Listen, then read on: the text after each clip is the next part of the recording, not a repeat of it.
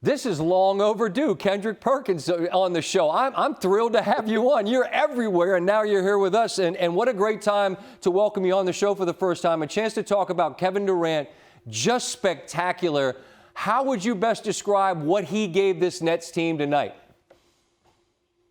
Well, look, Scott, I appreciate you having me on. But look, this was Kevin Durant's greatest performance of his NBA career.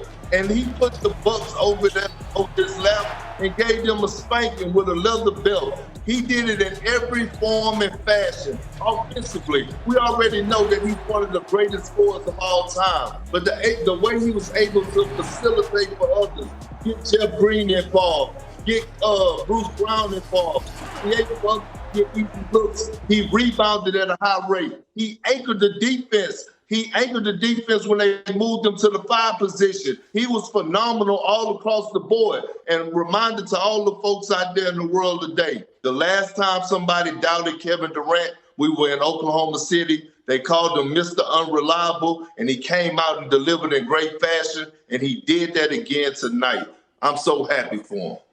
Yeah, he was absolutely spectacular and had to be to, in a sense, steal this from the Bucks, who have a 16-point lead. Now, look, we know a lot can happen in the second half of basketball, but, man, you see the way it got away from the Bucks late. If you put yourself, Kendrick, in that locker room right now, I mean, it's 5 minutes after this game ends. How do you tell yourself we can get 2 when you just let that thing get out of your hands? It's hard, but you got to let it go. You got to say, look, all we have to do, we're going home for a game 6. Got the business at home. That's it. But at the end of the day, you know what? I just want to know where was Giannis at, the former defensive player of the year, the guy that made first team all defense. He did nothing tonight on the defensive end. Kevin Durant had it going. I thought for a moment Giannis was going to say, you know what, coach, I got him. He didn't. And I was just seeing him running from ducking the matchup. So if I'm the Bucks, though, you got to let this one go. As hard as it may be, let this one go. Move on. Focus on game 6. Worry about how you're going to stop Kevin Durant and make the others beat you. Trap Kevin Durant and make others beat you. That's how you're going to beat this Brooklyn Nets team.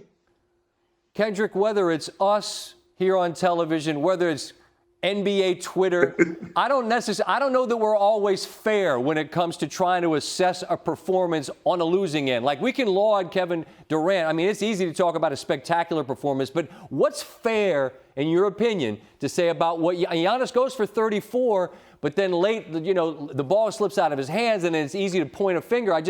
What's fair to say about what this guy has not done yet in the postseason, in your opinion?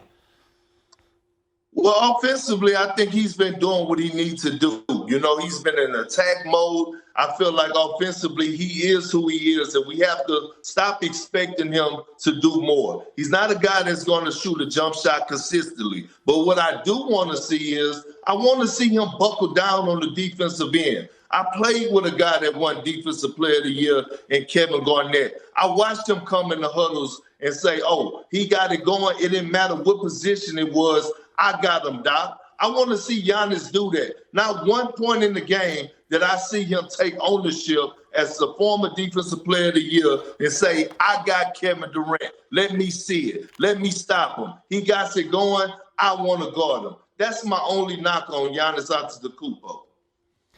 Well, listen, as I said, I'm thrilled we finally got a chance to visit with you. And until next time, keep doing your thing and carry the hell on. You hear? Thanks for watching ESPN on YouTube. For live streaming sports and premium content, subscribe to ESPN+.